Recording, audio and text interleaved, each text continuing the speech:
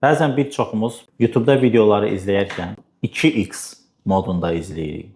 Həyat YouTube videoları deyil. Bəzən hətta son vaxtlarda mən bir çox insanlarla rastlaşıram, əsasən də şagirdləri və valideynləri nəzərdə tuturam.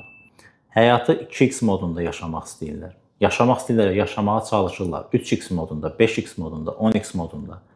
Yəni çox sürətli şəkildə yaşamağa çalışırlar. Qısa müddət ərzində çox iş görmək istəyirlər.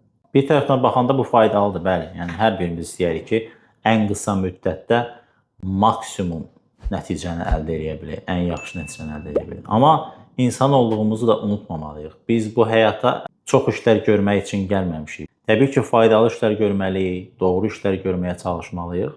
Amma 2x yox, 1x modunda bəhs edək. Yəni öz təbiətimizdən, öz fitrətimizdən uzaqlaşmamalıyıq. Uzaqlaşan anda ciddi problemlərlə qarşılaşacaqsınız. Həmin anda qarşılaşmayacaqsınız.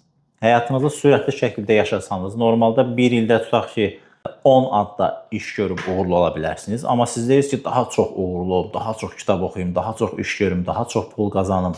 Və bunun üçün 5 ildə görməli olduğunuz işi və ya 2 ildə, 3 ildə görməli olduğunuz işi 1 ilə sığışdırırsınız. Və bunu bir neçə il, 5 il, 10 il arda-arda eləyəndə həmin müddətin sonunda ciddi şəkildə çöküş yaşayacaqsınız. Həm fizioloji baxımdan bədəniniz, orqanizminiz çökəcək, xəstəlik tapacaqsınız. Həm psixoloji baxımdan ağır depressiyaya düçar ola bilərsiniz.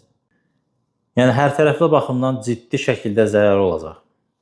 Ona görə həyatı 2x yox, 1x modunda axarı ilə təbii şəkildə zamanın dadını çıxararaq, insan olduğumuzu unutmayaraq, istirahətimizə vaxt ayıraraq, orqanizmimizin qeydinə qalaq, sağlamlığımızın qeydinə qalaq, psixologiyamızın, beynimizin, şuurumuzun, həyatımızın qeydinə qalaq, mənəviyyatımızı da qidalandıraq, hobilərimizə vaxt ayıraq, ailəmizə vaxt ayıraq, dostlarımıza vaxt ayıraq, dünyadakı gözəlliklərdən, nemətlərdən özümüzü məhrum eləməyək.